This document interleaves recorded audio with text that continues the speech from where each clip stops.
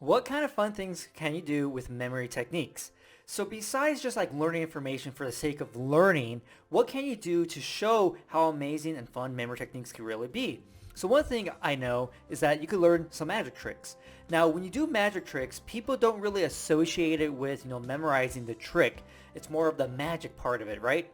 So this is one way to have some fun with memory techniques, learning a whole bunch of magic tricks and then be able to perform them. Another thing is recalling pi is probably like the easiest thing you could do, because if someone pulls it up on their phone, they probably have like 100, 200 digits on their phone right away. And so being able to recall this is pretty fun for everyone, because people are like, whoa, like superhuman computer type thing.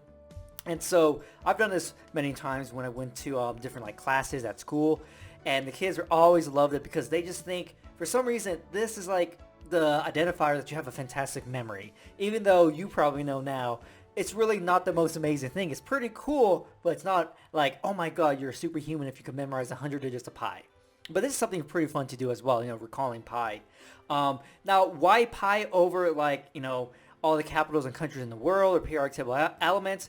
People don't really know that stuff. And even if you were to pull it up, it's not easy to go through. This is pretty easy to go through if you write it on a board or whatever it may be. This is pretty an easy visual to do. So that's why, pi is a little bit more fun to do than kind of like all the countries or periodic table of elements. Or even the presidents, which I've done one time, but it's not the same kind of feel. Another thing that's pretty fun, or at least I think it's fun, is when you memorize like your friend's card, your credit card, like their credit card information, and you're like, hey, I'll just go buy a bunch of random stuff on Amazon and send it to different places. I've never done it, but it's just pretty fun just to say, hey, if I wanted to, I could. And so, it's pretty fun just to be able to do something like that, just like, hey, look, got your credit card information, now I'll get all your money or something.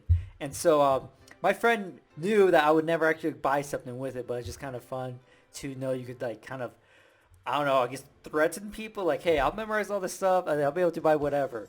But I think that's pretty fun. Another thing that's pretty fun with memory techniques is applying them to memory games, right? So here you have like memory match type game.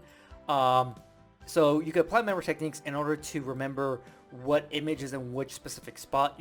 For me, I would go 1 all the way to the bottom and pretty much have a memory palace and place each of those images in that specific location that's located on the grid. And so you can apply memory techniques to probably many different games out there. I'm not sure what Bridges is. I'm not sure if I've ever played it, but probably there. There's a game called Pimps and Hoes, where you play with cards. And so knowing which cards have been played already is extremely useful. So having memory techniques there. And so you can apply these memory techniques in order to give yourself an edge in these different games. So that's pretty fun. Probably not for the other person, but for you, probably pretty fun. And I like it. I enjoyed it a lot. Like, hey, no, I'm able to to remember which card was played, because I'm using memory techniques. People are like, it's not fair if you're using these memory techniques. I'm like, hey, you could do the exact same thing. And so those things, magic, recalling some information like pi, memorizing people's credit cards, friends and family members, okay? Memory, or just like games in general that you can apply memory techniques to give yourself an edge. These are ways I found to have fun with memory techniques outside of just learning information, purely information, What are some ways that you have applied memory techniques to have some more fun, Because we all do different things, we all think differently, so maybe you're doing something that's really fun that I'm not even aware about that I should be totally doing right now. So leave the ways you have fun down in the comments, and I would love to read what they are. So hopefully you enjoyed this video, and I'll see you next time.